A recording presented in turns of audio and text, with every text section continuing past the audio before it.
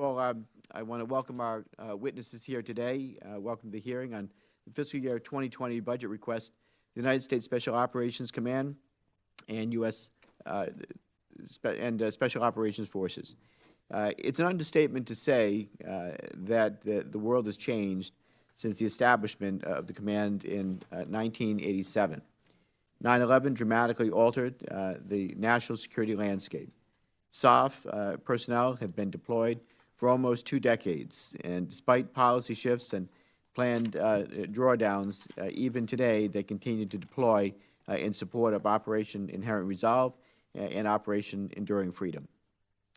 Outside of declared theaters of active armed conflict, geographic combatant commanders have what some would call an insatiable appetite for SOF to achieve their objectives in their campaign plans, and they have made use of congressional authorities granted to the Department over the last decade, including security cooperation, support of ongoing operations, exercises, and other activities to do so.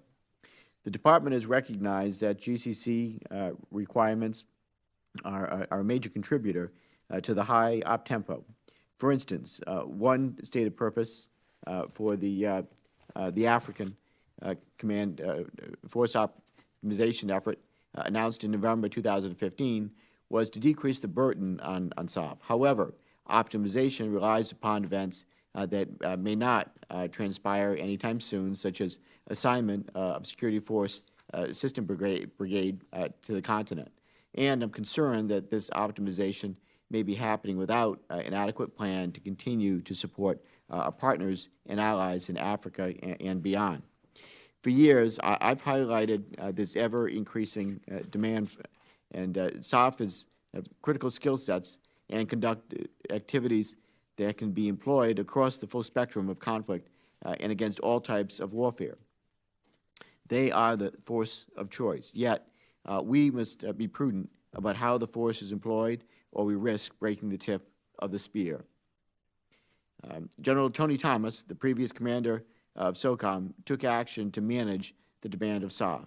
To that end, the deployed-to-dwell ratio has improved for a substantial percentage of the force, yet more must be done to continue this positive trend and reduce the burden on our SOF personnel. As Socom aligns to the National Defense Strategy, continuing to understand and manage that demand, not just increasing the size of the force, will remain a key component of readiness. Prior to his retirement, General Thomas, along with Assistant Secretary of Defense for Low-Intensity Conflict, Mr. Erwin West, began an effort related to professionalism and ethics training in the force. The effort is to understand and correct what they identified as a disordered value system in the force, and I applaud his efforts in that respect.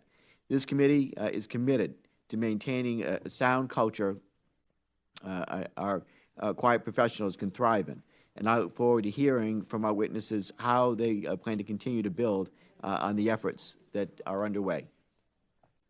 The FY20 budget request for U.S. Socom totals $13.8 billion. As in years past, there is more than $4 billion of Socom funding requested in the Overseas Contingency Operations Account, or OCO. Approximately 90% of Socom funding in OCO is for activities and programs that are enduring. This concerns me because baseline funding is crucial to providing U.S. Socom stability. Furthermore, when base funding is improperly classified as contingency, it prevents Congress from fulfilling its oversight role in considering the totality of enduring defense spending in the current and future years. So I'm pleased that the Socom request includes SOF peculiar investments in technologies outlined in the NDS, such as directed energy, cyber, and space capabilities. However, as I recently noted in the subcommittee's hearing on science and technology, I remain concerned that policy is not being developed as fast as the technology. So maturation of policy and technology must occur simultaneously so that we can field the latest and greatest capabilities to our warfighters. Socom's proposed investments in behavioral health and family support under the Preservation of the Forest and Families Initiative has certainly increased. But tragically, in 2018, suicide rates amongst SOF nearly tripled. This troubles me.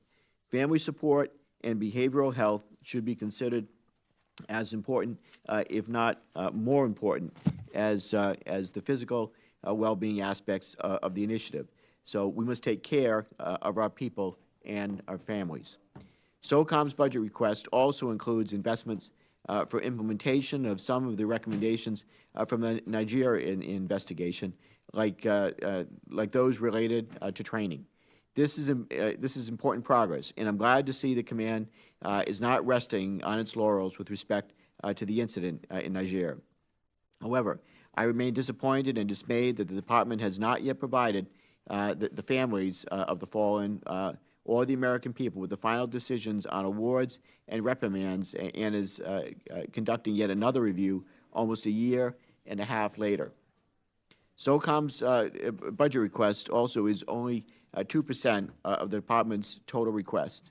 When coupled with funding requested by the military departments and other agencies for support, the total requested funding related to SOF is over $20 billion, or about 4% of the total DOD request in FY20. The military department's budget requests and efforts have a profound impact on SOF. Since release of the NDS, we have carefully scrutinized Socom's alignment to the outlined priorities, but we haven't been as diligent in ensuring the services continue to support Socom requirements for a sustainable counterterrorism campaign and fully account for SOF equities in budget decisions related to future capability development and posture. This hearing provides us an opportunity to understand where there may be a mismatch in budget requests and how service challenges like recruiting and retention impact Title X responsibilities of Socom. So with that, testifying today is Mr. Mark Mitchell, the Principal Deputy Assistant Secretary of Defense, Special Operations and Low-Intensity Conflict. Secretary Mitchell is a decorated Army combat vet from the SOF community who was amongst the first U.S. soldiers on the ground in Afghanistan after 9/11. For his actions in battle alongside the Northern Alliance during November 2001, he was awarded the Distinguished Service Cross, our nation's second highest military award. He commanded a Joint Special Operations Task Force in Iraq from 2010 to 2011.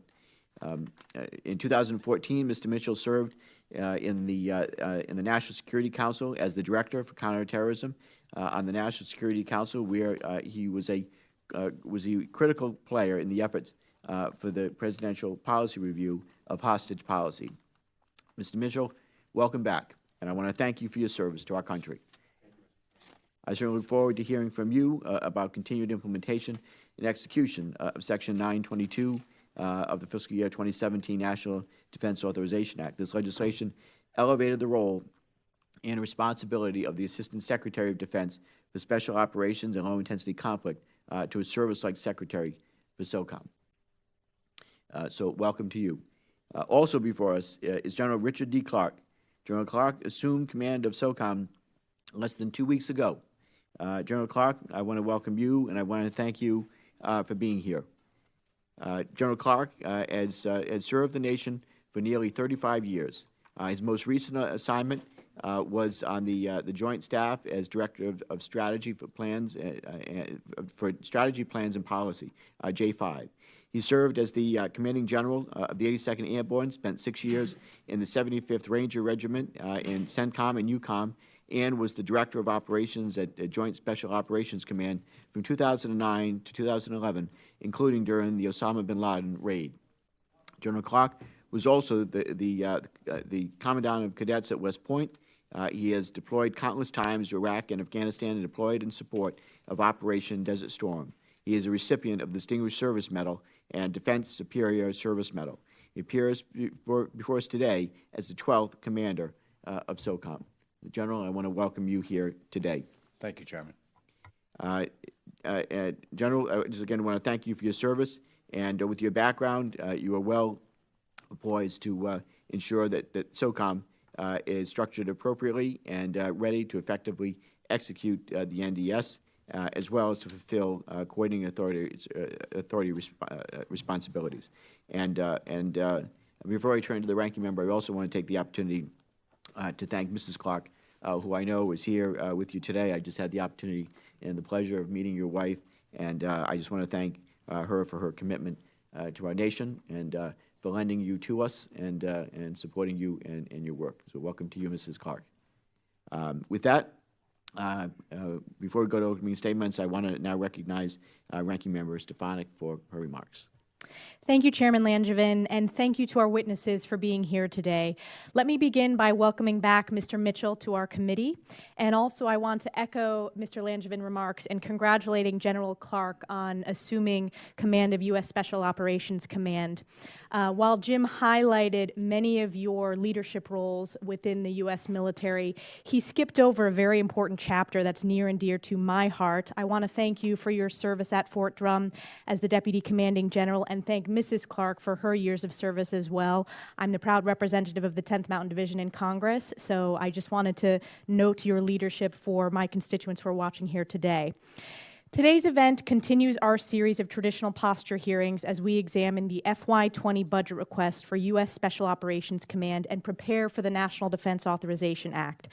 I am pleased to see continued support for Special Operations Forces in this budget request. This force remains very much at war, directly and indirectly deployed to more than 80 countries at any given time. They continue to bear an outsized burden, absorbing some 40% of recent combat casualties, while we also witness significant increases in suicides across the force. And amidst this continued strain and heavy combat commitments throughout the Middle East and Africa, we are now also asking our Special Operations Forces to position themselves to counter and mitigate nation-state threats such as Russia, China, North Korea, and other emerging national security threats. While the FY20 budget request for Special Operations Command is seemingly a modest 2.8 increase to $13.8 billion, when taken in aggregate, this year marks yet again continued and seminal growth for our Special Operations Forces. In particular, we are seeing nearly 18 consecutive years of end strength growth, which will now approach 74,000 personnel. And for context, that is almost as large as the Department of State and roughly twice the size of the FBI. Make no mistake, this growth was needed after 9/11 and indeed can still be justified today due to the continued and morphing national security threats we face. But while our 21st century challenges demand high-end capabilities that only SOF can provide, we must continually work to ensure that this force remains balanced and modernized, and that we are adhering to one of the most central of all the SOF truths, that quality is better than quantity. On this point, we can never compromise. We should also remember that most of the realized growth of our Special Operations Forces was originally envisioned to support heavy and continued demands for counterterrorism and direct action forces and skill sets. How much of those experiences will shape our thinking about future conflicts remains to be seen. Considering this, I would also like to highlight that now, more than ever, as we consider the growth of this force, we must also ask ourselves if we are truly building the force of the future, rather than just the force of today and yesterday.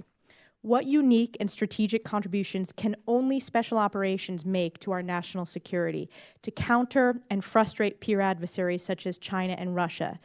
To date, I do not think that we have thoughtfully answered this important question. I have long said that a large part of this subcommittee's charge is looking far ahead to consider what's next. And in doing so, I see great opportunity for Special Operations Forces to leverage emerging technology in novel and forward-leaning ways. Artificial intelligence, quantum, and high-performance computing, nanotechnology, and 5G communications, if leveraged right, will all provide a significant battlefield advantage for Special Operations Forces and the broader joint force. Rest assured, our adversaries are already aggressively exploring the development of these exponential technologies, which present us with both economic and strategic national security challenges for our nation. Thank you, Mr. Chairman, for holding this important hearing. I look forward to the dialogue in both the open and closed session, and I'll yield back the balance of my time. Thank you, Ranking Member Stefanik. And before we go to our witnesses, I'll just mention that we are expecting votes to be called any minute. I'm hoping that we can get through both opening statements, and we will recess once votes are called, and then be back right after that to continue the hearing. So with that, we'll now hear from our witnesses, and then move into the question and answer session. And then after the opening session, the committee will reconvene in a closed classified session. With that, your opening statements in full will be submitted to the record without objection, and you each now invited to summarize your statements. With that, let me begin by recognizing Secretary Mitchell. Chairman Langevin, Ranking Member Stefanik, and other members of this committee, especially my former colleagues, Andy Kim, Melissa Slotkin, and Mike Waltz. Congratulations on your election and your service on this committee. I'm grateful for the opportunity to testify on our global posture for the Department of Defense Special Operations Enterprise. My remarks will focus on SOLEC's statutory authority within the administrative chain of command for Socom and overseeing the SOF enterprise. I'm honored to testify alongside General Richard Clarke, with whom I've had the privilege of serving in a combat zone and hold in the highest regard. I'd also like to recognize his lovely wife, Ms. Suzanne Clarke, and thank her for her long service. I believe she is a lifelong member of the Army family, and that doesn't come without a cost. The breadth and capability of our SOF force is astonishing. Operating in over 80 countries, this Vanguard force tackles our most pressing challenges in the most hostile environments. In the past 2 years, 25 members of the SOF community have been killed in action, and many more have sustained life-altering injuries. While SOF accounts for just 3% of the joint force, it has absorbed over 40% of the casualties in this time. The families of those men and women carry the burden of the individual tragedy so that we can help prevent a national tragedy. This is a unique time for service in the SOF enterprise because it's an inflection point. First, Section 922 has reinvigorated SOLEC's partnership with Socom. And secondly, the National Defense Strategy has challenged us to increase our focus on long-term strategic competition with Russia and China. The SOF enterprise is in the midst of a transformation, something special operators have always done very well. In November, General Clarke's predecessor, General Thomas, and Assistant Secretary West issued the first ever joint vision for the SOF enterprise, challenging our professionals to innovate relentlessly in pursuit of a decisive competitive advantage. To improve SOF's readiness for contingencies across the vast spectrum of warfare, we continue to make tremendous progress in reducing the strain caused by high operational tempo and demand. At the height of the wars, a large portion of our force was spending as much time overseas as in the United States. This year, over 90% of our force will spend at least twice as much time at home as they will in deployment. I'm proud to report to you that our SOF force is healthy, poised, and eager to defend the nation against increasingly adaptive foes. Building out our 2019 trajectory to develop a more resilient, ready, and lethal SOF enterprise, the FY20 budget requests the resources necessary to sustain our readiness while supporting recapitalization and modernization of SOF peculiar capabilities. As called for in the NDS, we have prioritized investments in technology to enhance lethality and effectiveness of the force, focusing our modernization on precision strike, directed energy, artificial intelligence, close combat lethality, cyber, and space operations. Our $13.8 billion baseline budget request embraces innovative capabilities that result in greater lethality, increases in efficiencies and flexibility, and strengthens our ties to allies and partners. The request supports an end strength increase of approximately 2.2%, while we continue to mitigate shortfalls in certain enablers. As we continue to make progress in meeting these challenges, ASD West and I share the committee's concerns about the serious ethical failings of some members of our SOF community. While they don't reflect the true nature of the SOF professional, such incidents erode morale and the confidence of our partners and our elected representatives and our moral authority. I can assure you that these incidents have our full attention. Last year, Socom and SOLIC jointly issued clear guidance to the force, and our office recently provided a report to Congress on a review of our professionalism ethics. We continue to explore ways to enhance oversight and accountability by senior leaders, and will continue to be held to the highest regards, high standards, including professionalism ethics. Finally, I'd like to thank this subcommittee for its continued strong support of our mission and personnel. The sustained funding and authorities you provide are essential to our success in advancing national security interests at home and abroad, and in caring for our service members and our families. Mr. Chairman, I'm grateful for the opportunity to testify today, and I look forward to your questions. Thank you. Thank you, Secretary Mitchell. General Clarke, you are now recognized for your opening statement. Chairman Langevin, Ranking Member Stefanik, and distinguished members of the committee, I am grateful for the opportunity to speak to you today and honored to work with ASD SOLIC in guiding our Special Operations Forces during this time of change and challenge. I'm glad to be here with my teammate, Mark Mitchell, who has mentioned that we've served together in combat in Iraq in the past. U.S. Socom feels ready and capable forces that conduct special operations globally to support geographic combatant commanders as an integral part of the joint force.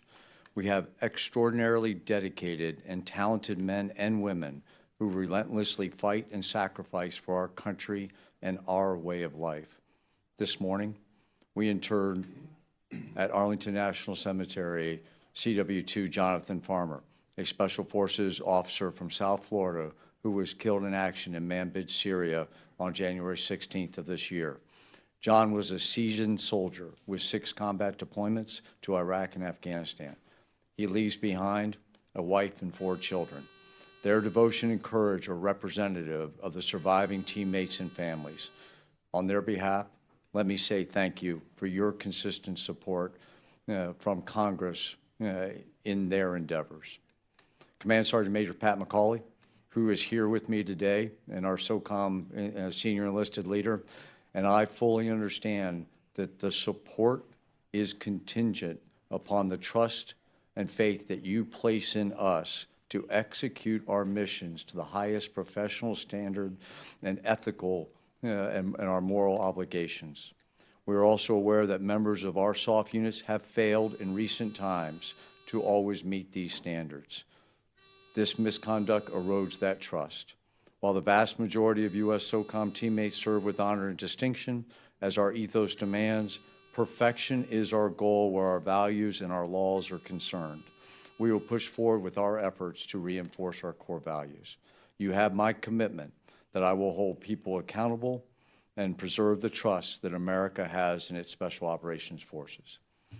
U.S. SOCOM's mission is to defend the homeland from the continued threat of violent extremist organizations as we deter, disrupt, or defeat threats from revisionist and rogue states in line with the priorities laid out in our national defense strategy.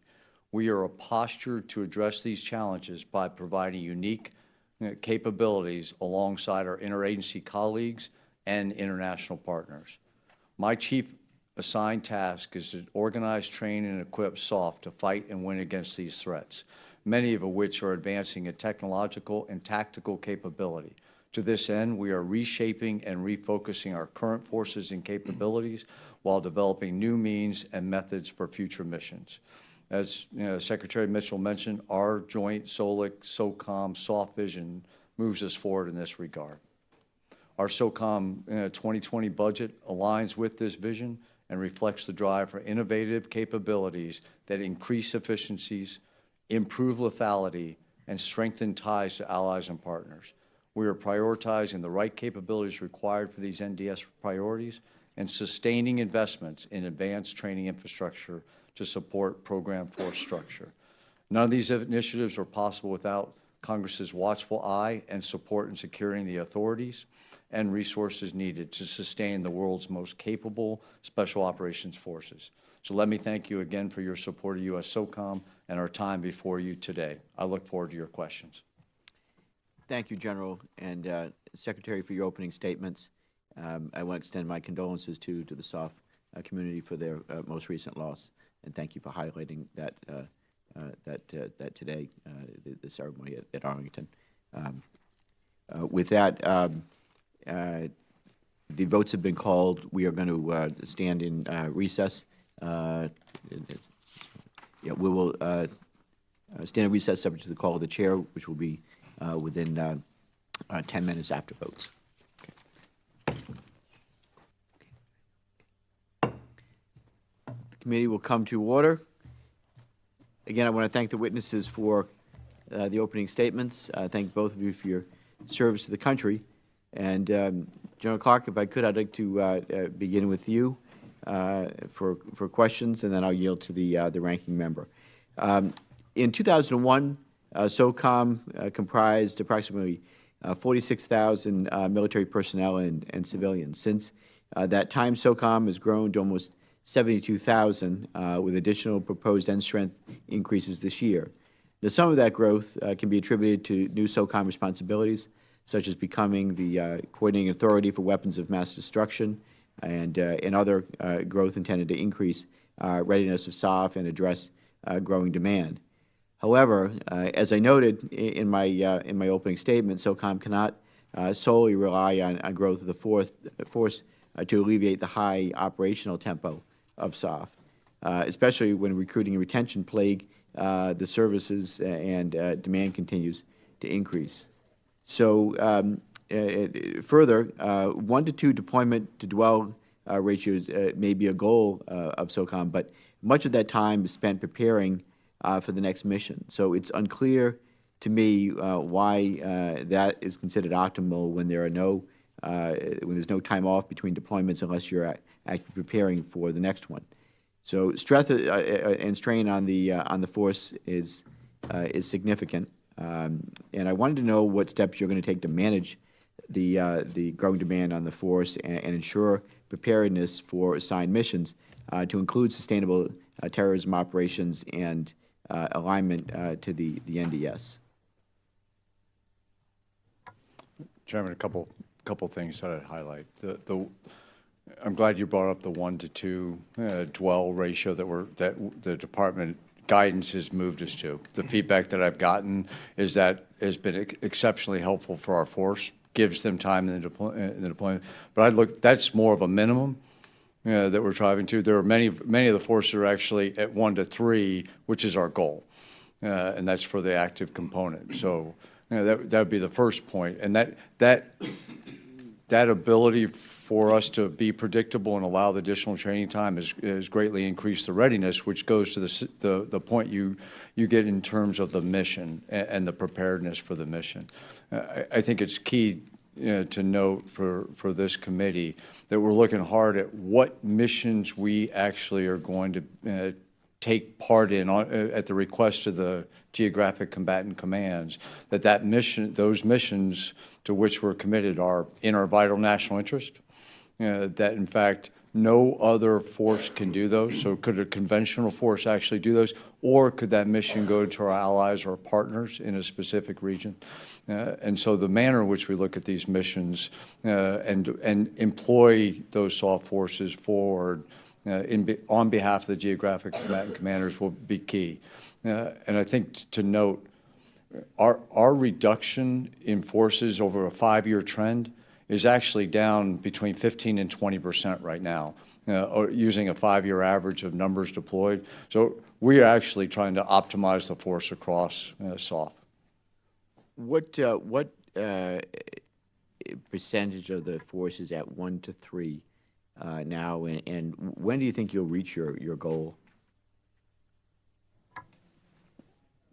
Congressman, of the as you talked, the 70,000+, there are some that don't necessarily fall in that pattern at all. I'd have to come back to you to say which forces overall are at 1 to 3, but there are a good amount of our forces that are already at that 1 to 3 today. Yeah, I mean, it would be helpful just to quantify 1 to 3, 1 to 2, and then the 1 to 1 ratio. What's So the 1 to 2 is a minimum, and 1 to 3 is our goal. Okay. All right. Thank you. So on that point, will you conduct a comprehensive review of SOF organization, capabilities, and structure to determine adequacy, like the one conducted in 2013, 2014, as mandated by Congress? And should there be another relook since the NDS has been published since this assessment? Mr. Chairman, we have a report that is currently being prepared. It's in staffing within the department that is looking at that, doing a comprehensive review of U.S. Socom roles and missions, and we expect to deliver that report on time in May. Okay, and as a follow-up to that, what actions do you believe the department can take to better balance the workload across the joint force? In addition to the steps that General Clarke has already outlined, for our part, we're looking across the globe at prioritizing, again, those strategic engagements for the force. And I would point out that the NDS, the whole point of the NDS is to compete in peacetime without, short of armed conflict. And our soft forces in that environment are really multidimensional. In other words, you can't look at a CT, what's ostensibly a CT deployment to Africa is also a part of that great power competition against the Russians and the Chinese, and where we're the force of choice. So we're trying to look at our employment of the soft force from a holistic view to ensure that we're maximizing the return on that investment, both again to our CT mission and our great power competition. Thank you. And as a follow-up for you, Secretary Mitchell, so what role do you actually play in allocation of SOF through the Global Special Operations Synchronization effort, since allocating force is not solely a military matter, obviously, but a political military task assisted, as stated by the NDS Commission? And also, how are you approaching managing the high demand for SOF? So our Secretariat for Special Operations, which was created in response to Section 922, and which is expanding, they actively participate in the SOCOM Global Special Operations synchronization process, and we get another vote when the SecDef orders book comes up for staffing with those deployments.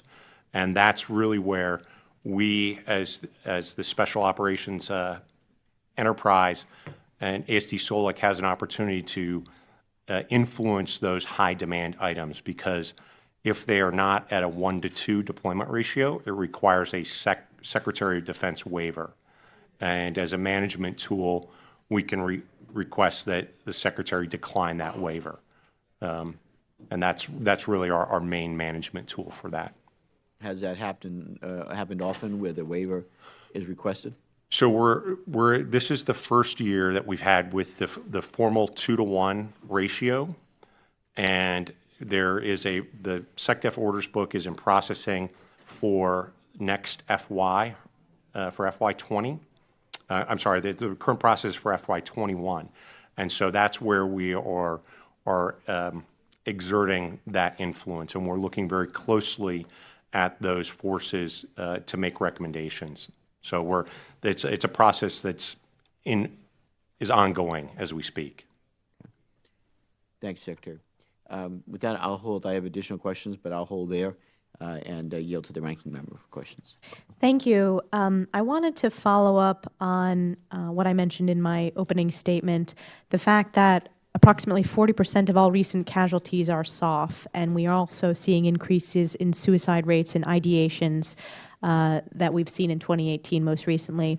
I am pleased that the budget request increases the Preservation of the Force and Families program by more than 30%, with continued funding for the Defense Health Program.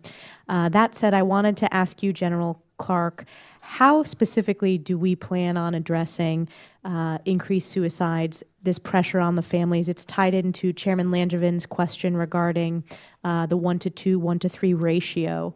And how do we also address other problems such as lapses in ethics and discipline that are symptoms of a force under tremendous strain of 18 years of high operational tempo deployment?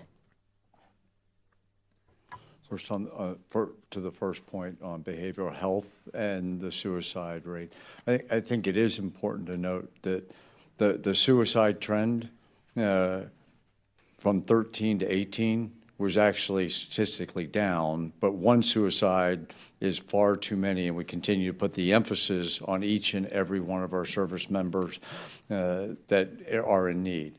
I'm glad you mentioned specifically the preservation of the force and family, because in this year's budget request, we asked for additional funds from Congress. The majority of those additional funds are in the behavioral health arena.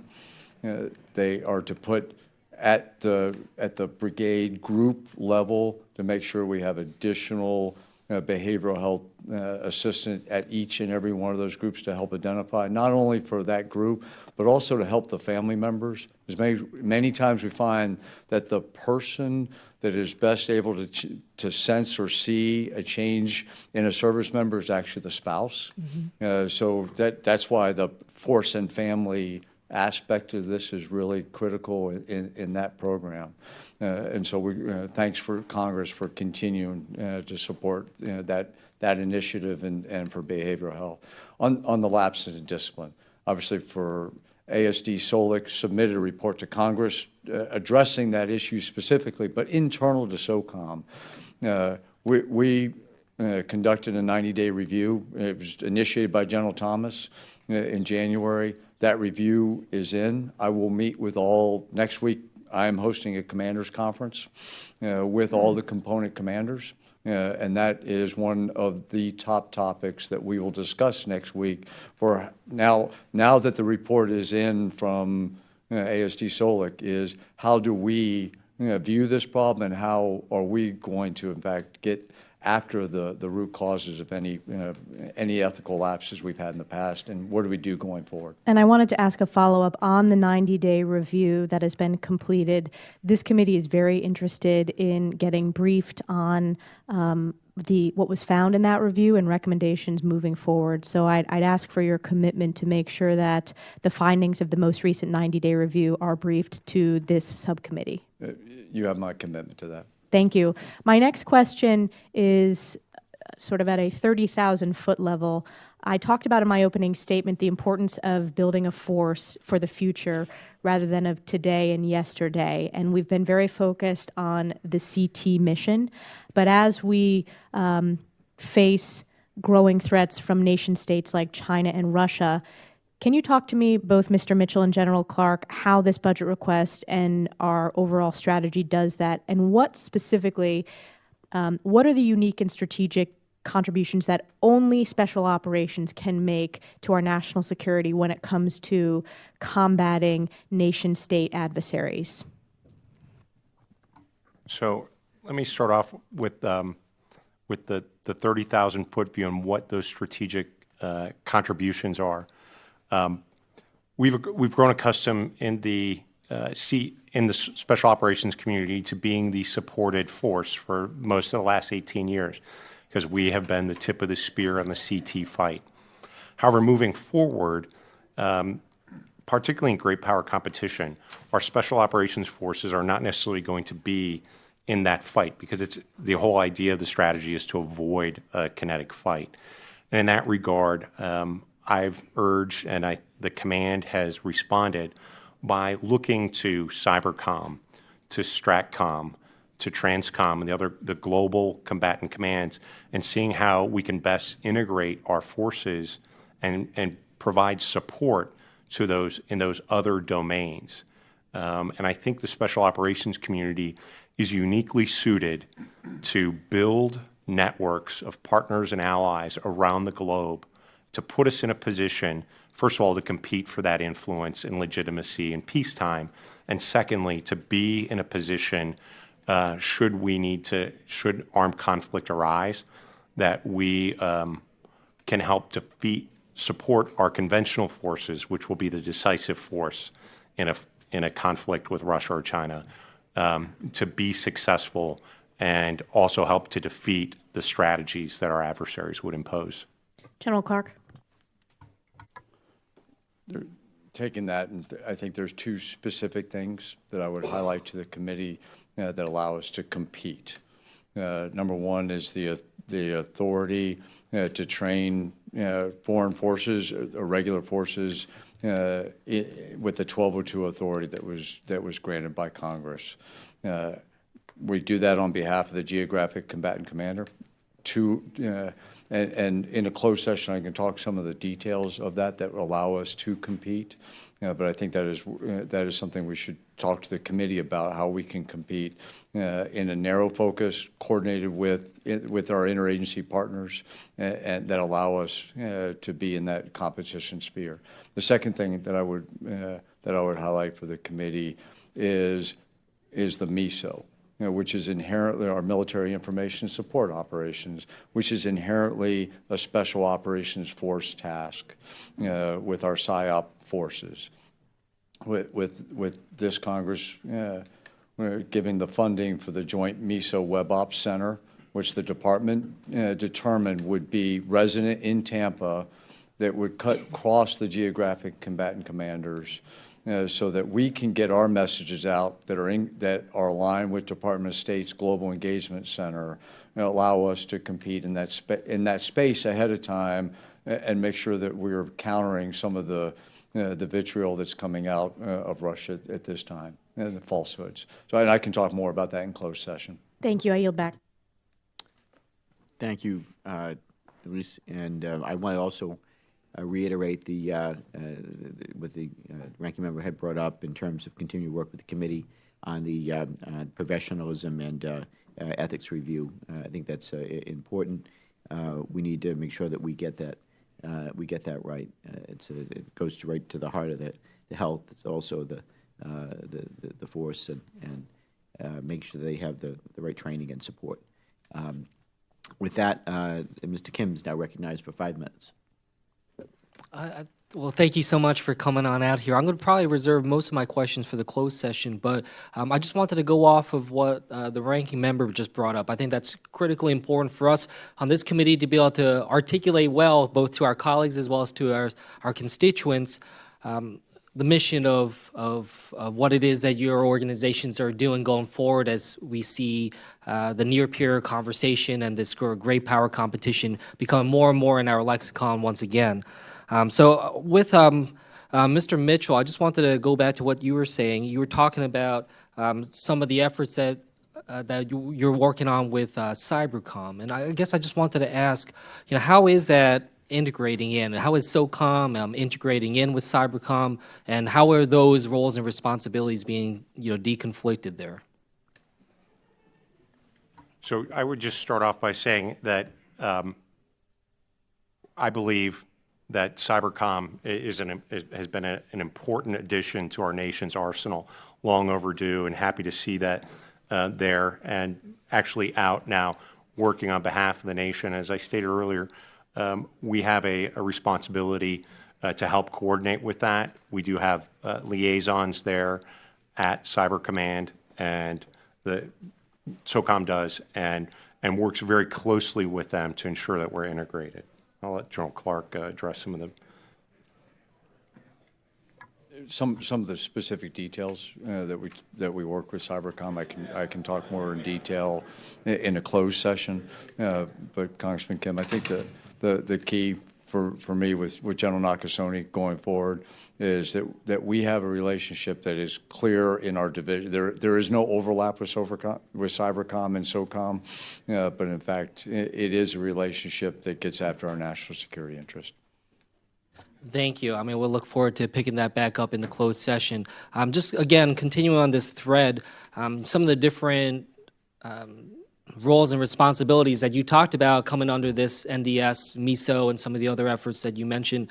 A lot of these are ones that SOCOM had been conducting previously as well. So I guess I'm questioning, does the NDS actually change anything for Socom? Do you feel like there are new missions or new entities within what it is you're doing that are coming up because of this, now greater focus on near peer and great power competition? Let me just say, I do think there will be. We're in the early stages of implementing the NDS. I point out that the NDS calls for a focus on great power competition, but it recognizes that the fight against violent extremist organizations is not going away, and we've got to balance that.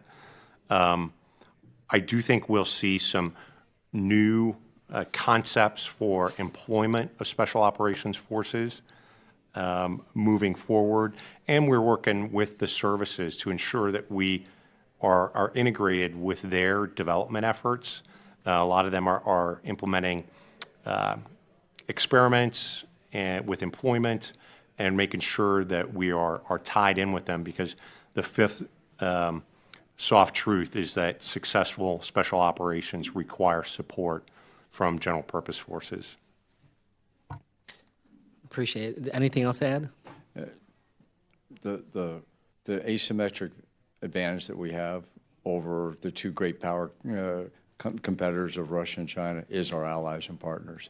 And Mr. Mitchell mentioned it, but as we look at where we posture our force to be in that great power competition, and as we place forces at the right time to compete on the edges with those near-peer competitors, I think that alone sends a signal. But then if you bolster it with the information operations and a small team, small element of special operations forces can bring a significant impact working with foreign forces. The other thing I'll just add there, just from my time seeing how Socom and our special forces has been operating, I would say and add to it, just saying that the coalitions that you have built with our partners around the world, I've seen the special ops side of things have deeper ties with other forces across our partners, more so than pretty much anything else that I've witnessed. And I think that would be a great place for you to be able to build that out going forward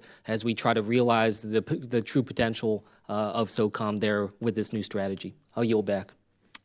Thank you, Mr. Kim. And Mr. Bacon is now recognized 5 minutes. Thank you, Mr. Chairman. I want to thank both of you for being here today. And we ought to just say right up front, our special forces are the best in the world.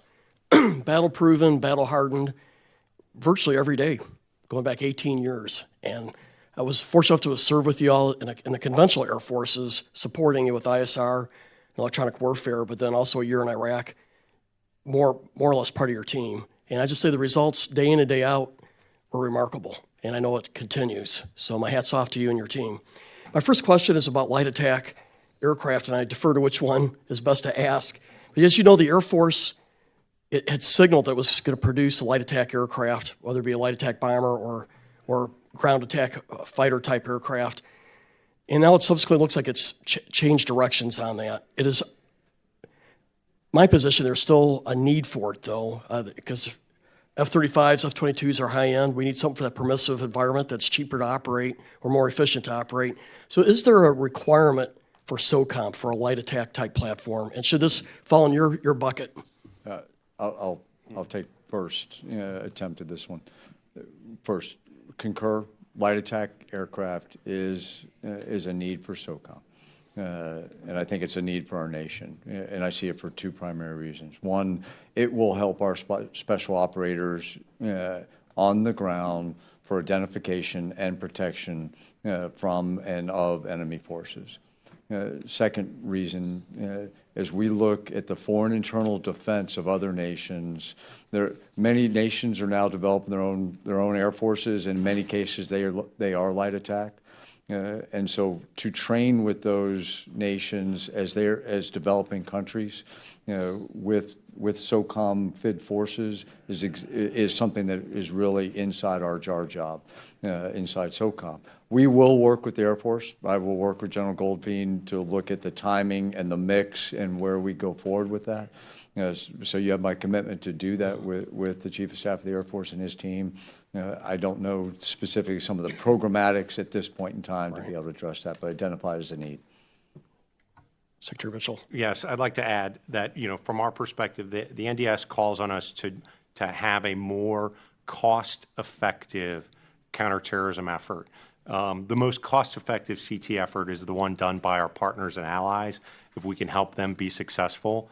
And many of them simply don't have the resources to put into, fifth-generation fighters.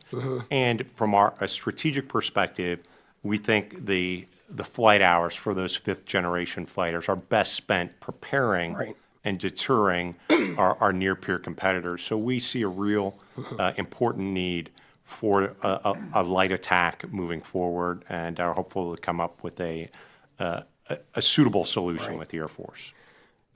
Second question's on DCGS, the Distributed Common Ground System for Intelligence and Exploitation. As you may recall, the Army had done investments but did a lot of internal R&D and then found they were not in compliance, lost a couple of court cases. I think there's been some efforts by Socom to do something similar with your own DCGS capabilities. And so are we confident we're doing the right thing, that we're not looking at commercial off-the-shelf capabilities first and then going internal? And I just want to make sure that you feel like you're in compliance and doing that right. I'm going to have to take that back for the record. My understanding of where we're at, though, is that the systems that are going into the DCGS SOF is commercially available software and systems, but we owe you a more in-depth answer on that. One last question, as I got about 1 minute left here. There's some various allegations on civilian casualties in AFRICOM. Can you just tell us some of the processes that you go through to be as safe and as smart about this as possible? Because I know how hard you try, but I think it's important for the committee to hear and our citizens. So first, let me say that from ASD Solic, we have responsibility for civilian casualties as part of our portfolio. Even though the Deputy Undersecretary, Dave Trachtenberg, has been named as the senior civilian official, we provide him support. We go through extensive measures, typically many, many hours of ISR, watching targets, trying to ensure with the highest level of certainty that there are no non-combatants in there. In the case of the AFRICOM casualty estimate, or civilian casualties, unfortunately, the command, in reviewing their film, identified that, but failed to report it up. And that's why so much time went through. But we take it very seriously. We're in the process of developing a department-wide directive on mitigating civilian casualties, reporting, tracking, and responding. So it's something that Secretary Mattis and Secretary Shanahan take very seriously. Thank you so much. Mr. Chairman, I yield back. Appreciate the time. Thank you, Mr. Bacon. Mr. Crow is now recognized for 5 minutes. Thank you, Mr. Chairman, and thank you, Mr. Mitchell and General Clarke, for your long and distinguished service to the country. I know General Clarke, last time we saw each other was at Bagram in 2005 when we were both members of the 75th Ranger Regiment. Rangers lead the way. And thank you, Mrs. Clarke, for your long history of service to the country as well. And as a former captain, when I walk into a room, I immediately try to identify the command sergeant major. Sergeant Major McCauley, thank you. I understand you are retiring next month, so congratulations on that retirement, and thank you for your long history of service to our country as well.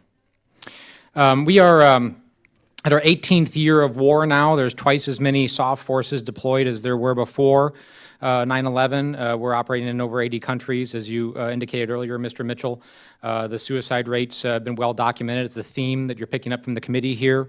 I and many of my colleagues are gravely concerned with the stress that we are putting on our force. Undoubtedly, as Mr. Bacon indicated, our special operations forces are the best in the world, and when people are very good at what they do, they're often asked to do a lot. And we have continued to add to that mission.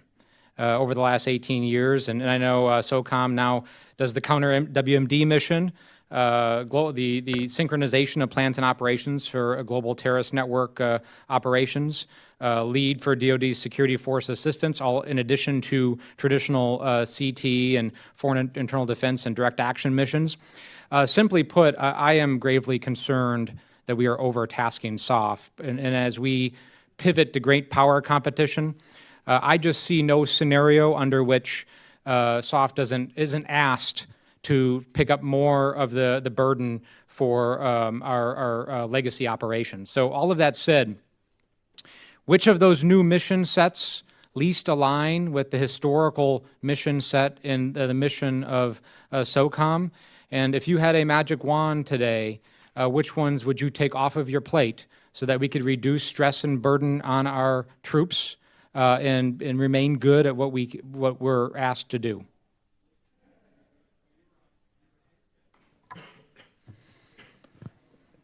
In terms of the mission, yeah, Correct. I believe at this time the counterterrorism mission for our national mission force is the most important mission that we do, #1 priority, and that's because that's to protect the homeland. I think that within that mission, much like some of the aspects we've done with the Africa optimization, it's not necessarily take away a mission, but I see reduction internal to some of these missions rather than get away, take a mission off the plate. You specifically mentioned the countering weapons of mass destruction mission. That for SOCOM, that is largely a staff and look at process where the resources for that actually came completely from our strategic command. And so it hasn't increased a burden on the force, but I'm glad you asked it. And so I think it's a right sizing of the missions internal to make sure we have the right force allocation against it. You have my pledge to look at, do we have the right forces at the right place, and are they overstressed? And if they are, I will call that signal bell immediately. Okay, I appreciate that, and I know you're the quintessential professional, so you won't ever ask for things to be taken off your plate, but it's our responsibility to ensure you're not being overtasked. And what I'm hearing is the CT mission should remain the primary focus. Okay, Mr. Mitchell? I would echo General Clarke's comments, particularly about the CWMD counter-VEO coordination mission being mostly a headquarters function and not requiring deployment of forces. The return also back to the discussion earlier about the 2-to-1 dwell time ratio as the floor that we're seeking. I think having a department-wide policy with respect to that is an important tool in our management toolbox to say no to those missions that aren't priority missions for the nation and to protect the force moving forward. And I think that's going to be our main tool. We as the civilian leadership have to set the priorities for the missions and help shape and protect the force, but that tool of the dwell time is extremely important. And other than that dwell time tool, are there other tools that you're missing that allow you to make that prioritization?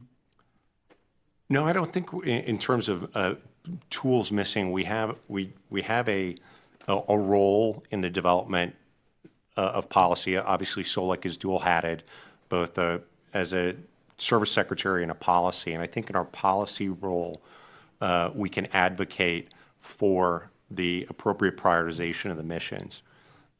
Internal to the department, the secretary has asked us to take a look at how we view globally our CT efforts and how we're managing those. And we expect to change the way that the department is looking at those. And again, that's our main tool for shaping employment. Thank you. Thank you, Mr. Crow. Before I go to Mr. Gallagher, we hear a lot about what is a priority SOF mission, but what in your minds is not a priority mission for SOF?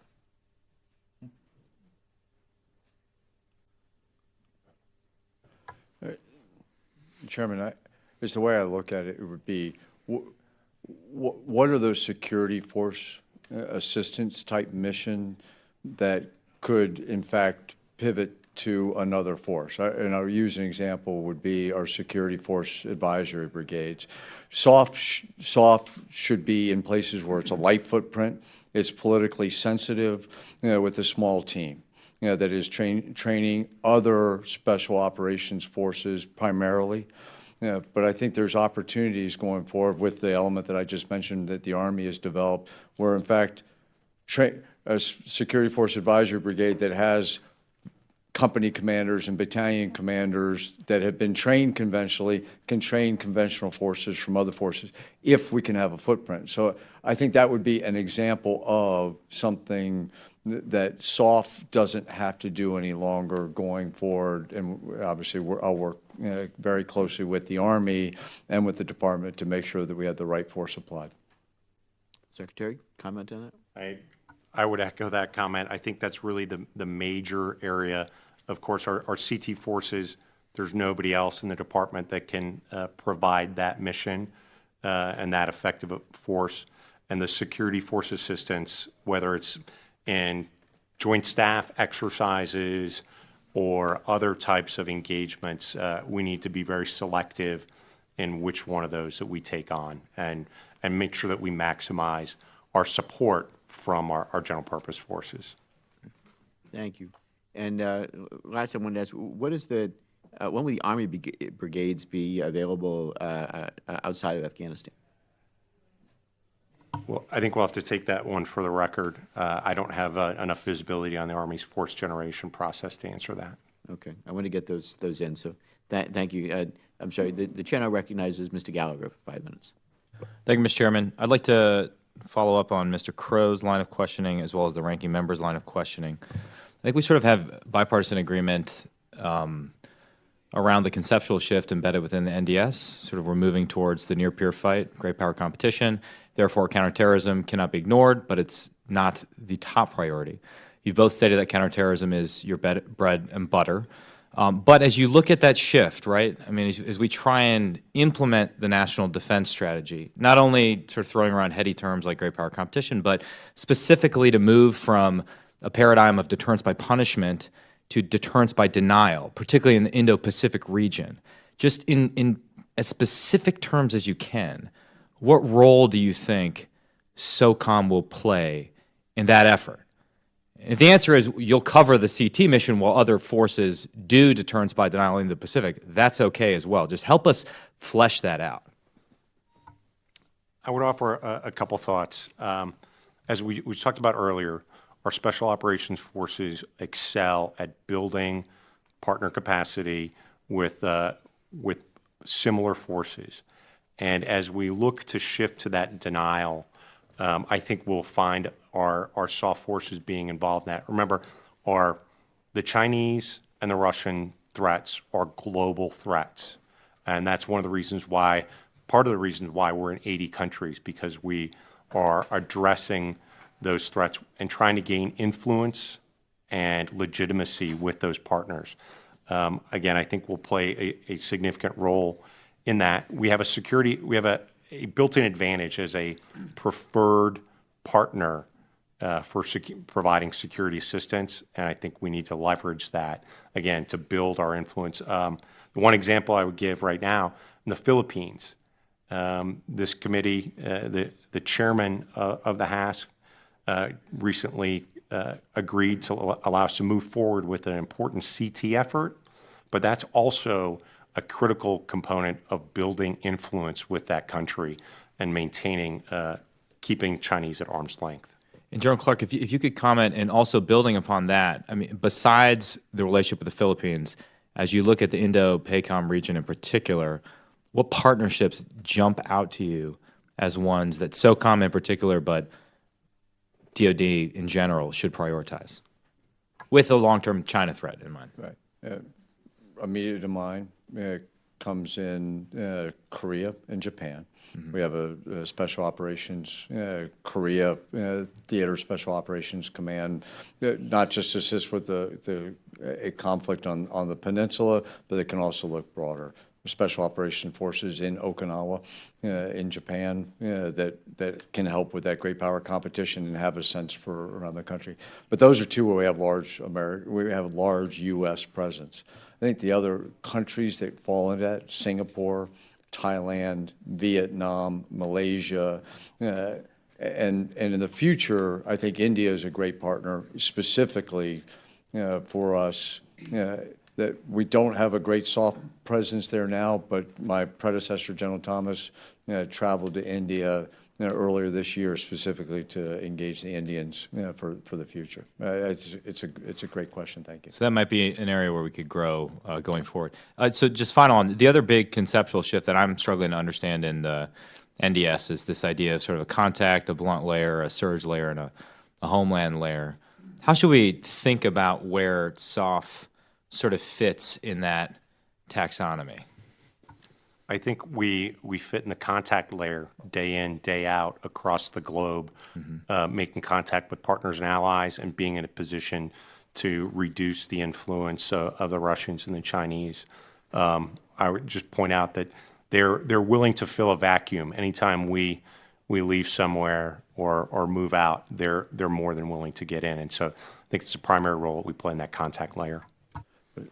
If I could, the only other thing I'd say, I agree with Secretary Mitchell's comments, but against Russia and China, we don't have to compete mano a mano. There are places where China and Russia exist, Djibouti, in South America, that our actions there could also work in that layer that I think we should consider going forward. Yeah, I mean, to the extent you're talking about subconventional gray zone type competition, I completely agree. Thank you both, gentlemen. Thank you. My time has expired. Thank you, Mr. Gallagher. Mr. Brown is now recognized 5 minutes. Thank you, Mr. Chairman. Thank you, gentlemen, for your presence today and for your service to our nation. Maybe about 6 or 7 weeks ago, I wrote a letter to Secretary Shanahan, joined by a number of members in this committee, where we expressed our deep concern on the use of military service members and Department of Defense resources for operations on the southwest border and construction of a border wall. As you know, the President invoked Section 2808 of Title 10, which allows unobligated MILCON funds to be used as a source of funds for the border wall. So my question is, how does this impact SOCOM? How many projects are unobligated? How does this command, or how does this compound the unfunded requirements by further delaying unfunded projects? It's my understanding that there are no decisions have been made with respect to taking any SOCOM MILCON funding. There are a number of projects, I believe number 6, that are on the list of potential projects, but there's been no decision made on those specific projects. So it has not to date had any impact on SOCOM. And assuming that that one or more of those 6 would see funds taken away, what would be the impact? I would have to reevaluate at the time on the specific project and how long it would be delayed. And I would voice and echo Mr. Mitchell's point. I would weigh in from the impacts if it were decided that one of our MILCON projects was there. But I would also highlight, Mr. Brown, to Congressman Brown, to your first question, is there are no SOCOM forces on the border. There's been no impact to SOCOM thus far because of the border employment. Another question, how would deferred counter-drug programs under Section 284C of Title 10, how would that impact SOCOM and counter transnational organized crime efforts?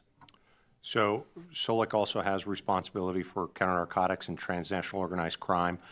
All of our DOD counter-narcotics efforts are at this time fully funded, and none of the funds that have gone from 284 have been actually taken from our counter-narcotics budget. We distributed all of our funds to our National Guard. Our DOD demand reduction is fully funded, and we're continuing to support our law enforcement partners around the globe using our 284 authorities. Okay, because in a response that I received just recently to my inquiry, and the response was from Kenneth Rapuano. He did indicate that activities supporting counter-drug and counter-transnational organized crime activities under Section 284C of Title 10 would be deferred to the end of the current fiscal year or fiscal year 2020. So what you're saying is but Socom effort in that program wouldn't be impacted. So there's no impact to Socom, and I think ASD Rapuano is our ASD for Homeland Defense and Global Security. At the time that that letter was written, there was discussion within the department and with the White House about potentially holding those funds pending a decision. Those funds have all been released by OMB and the comptroller, and so the letter was accurate at the time, but the situation has changed since then, and again, has no impact on our on soft forces. Thank you. I yield back, Mr. Chairman. Thank you, Mr. Brown. Mr. Waltz now recognized for 5 minutes. Thank you, Mr. Chairman, and I just want to echo my colleagues' gratitude to really, I know you're in your dream job, so really to your families who are putting up and once again suffering with your service. But thank you, and thank you, ma'am, as well. Just want to go back to Africa for a moment, where I understand you're going through optimization, which is really a reduction of a footprint. What are we not doing there? Where are we taking risk? I've served in Niger, Nigeria, all along West Africa. I mean, the geography is just intense, vast. Libya, I understand the operations that are going on there in terms of the evacuation. East Africa, Coney mission. I mean, it was already, I think, chronically under-resourced. So what are we not doing? Then what are we doing with the optimization of those forces if we're not increasing dwell time? Where are they shifting to? Just walk us through what we're no longer going to do or do as much in that theater. I'll take first stab at it.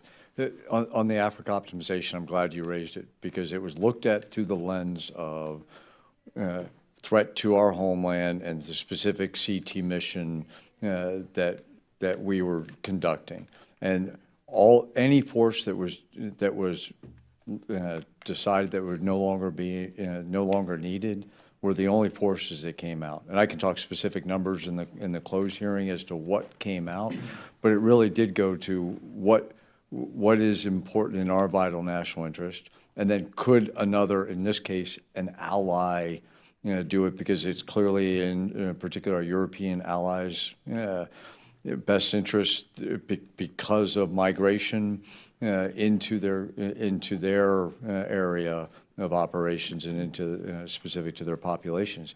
So that's really the lens at which the Africa optimization did. And some of these programs were enduring programs that truthfully just needed a relook. Okay. So that's the way I would. I'll look for more detail perhaps in the closed session. Hope we can get there.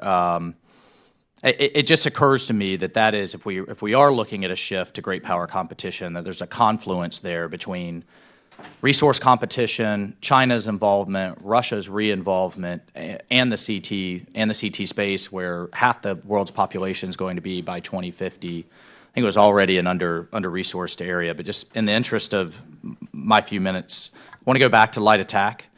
Do you need that capability now? I'd say we have some capability now, but we need to continue to grow it.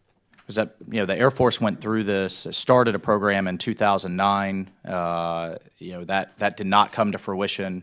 Now we're looking at a continued experimentation, and I've been pretty vocal on the record that while we, of course, as a nation need things that fly far, fast, and high, we need things that fly low, armored, and can loiter, and can land in places like West Africa. So I will continue to press frankly, the Air Force on that capability. We need it now. And while we shift to great power, I think that's a comfort zone for lots of places in the building, that we can't forget those operators like Chief Farmer, that I was at the funeral this morning as well, that are out there in 70, 80 countries as we speak. CivCas,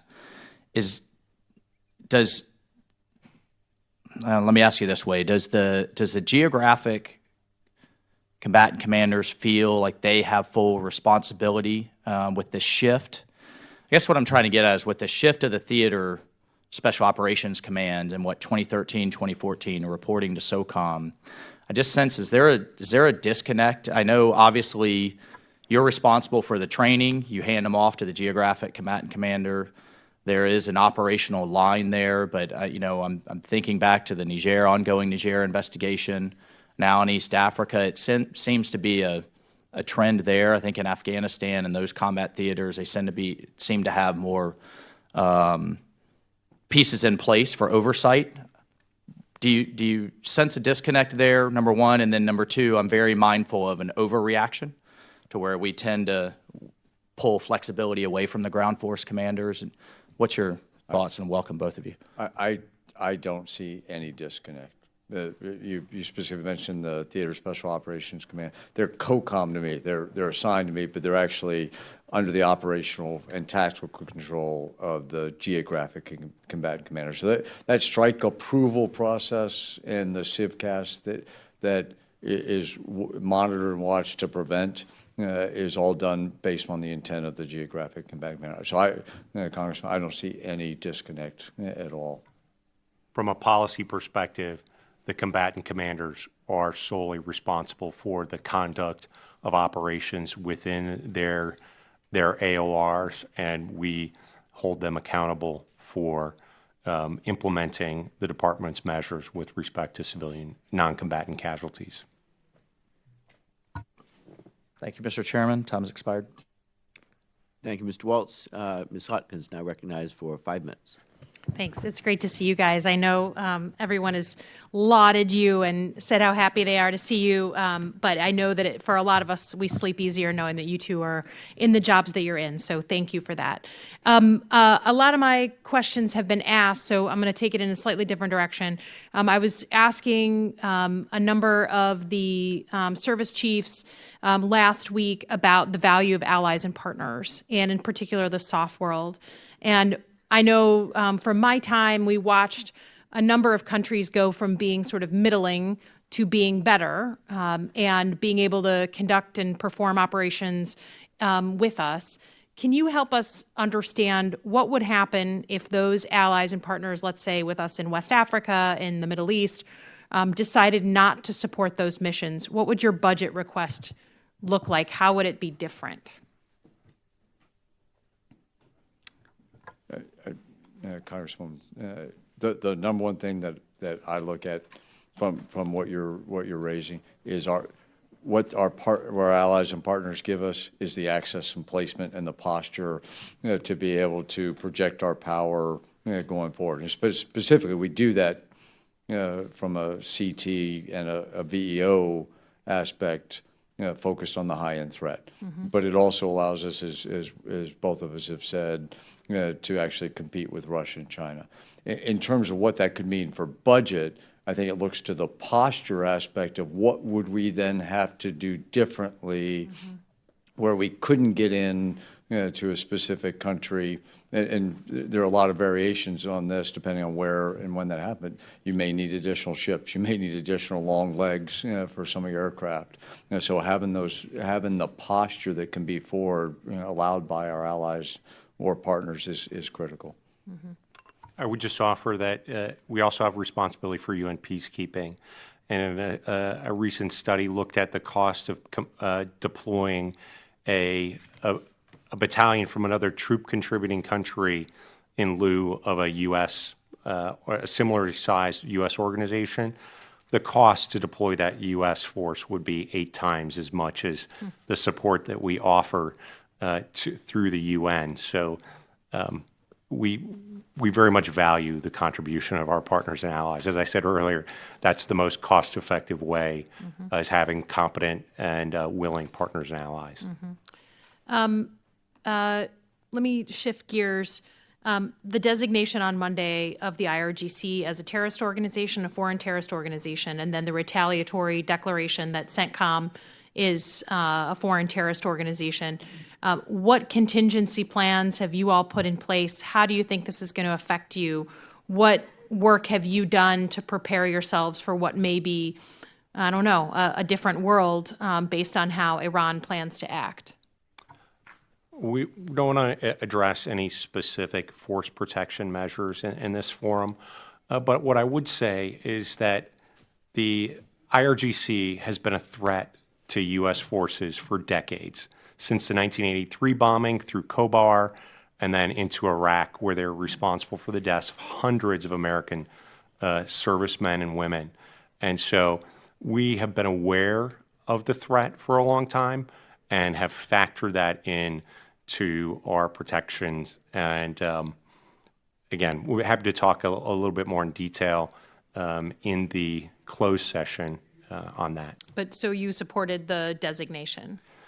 The department offered its views during the interagency process. The decision has been made by the State Department to designate them, and we're supportive of that. Okay. I yield back my time.